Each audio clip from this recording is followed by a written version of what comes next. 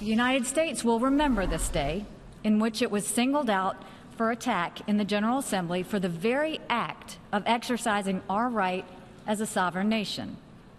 We will remember it when we are called upon to once again make the world's largest contribution to the United Nations.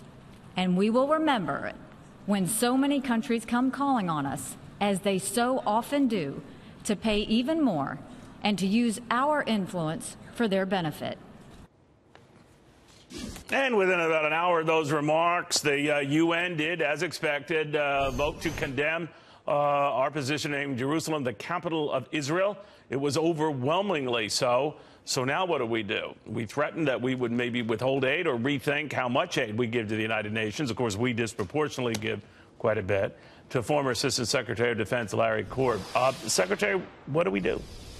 Well, basically, I think you have to dial back the rhetoric, because while you said you were going to do this, for example, if you look at the military and humanitarian aid, which you cut off money to Egypt, which you need to deal with Iran, or to Iraq or Ukraine.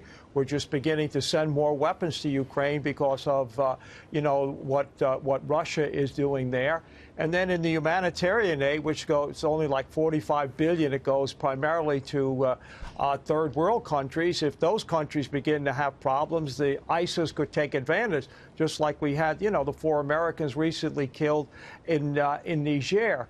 So I think in the long run, you may feel good after having done this, but I think when it comes down to it, you're not going to do very, very, very much. Secretary, Republican Democratic administrations have bemoaned the fact that the UN does seem to be disproportionately anti-American, either in tone or intent, maybe a little less so under the Obama years, because they, by and large, agreed with his views on climate change, to how to proceed on Middle East agreements and the like. But one of the big reasons for this, crackdown on our position on Jerusalem was that it would interrupt the peace process, and has. But to the best of what I could tell, Secretary, I didn't see much of a process going on there one way or the other, but update me. Well, there's no doubt about the fact that the peace process is not where it should be. President Trump wanted to make that a priority. He had his son-in-law, Jared Kushner, that was going to be involved in that. But then when he unilaterally said he was going to move the American embassy to Jerusalem, a lot of the countries in the region didn't want to work with us anymore, including the Palestinians. I mean, they don't want to meet now with Vice President Pence when he makes his trip over there. So it's not going to help with the peace process that you're trying to get going. And it's only really us that can do the peace process. I mean, other countries can assist, but it really has to be the United States. The great irony is we're going to cut off aid. The biggest recipient of military aid, obviously, is Israel, who obviously voted with us this time.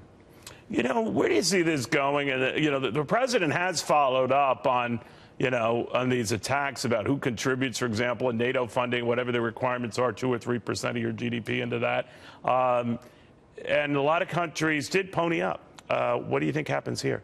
Well, I don't think much is going to happen because, as I say, we're moving in the other direction, like with Egypt, Iraq. Are you not going to give money to Iraq after all we've been through, through there? We just increased money to Ukraine. So I'm hoping that he pulls back on the rhetoric like he did when he went at first time and said he wouldn't support Article 5 in NATO, which said an attack on one is an attack on all. I forgot about that. You're right about that. Yeah. And then he came back and pulled that back. So I think basically he was trying to send a signal how important this is to us, but I don't think it's going to change things very much. And if it did, for example, in Africa, if you cut off aid, China will fill the gap, and that's not what you want to do either. Yeah, China could also hint of filling the gap if we cut back funding at the United Nations. So that could be another player. Secretary, so good seeing you again. Thank you for taking the time. Okay, thanks for having me. I appreciate it. All right.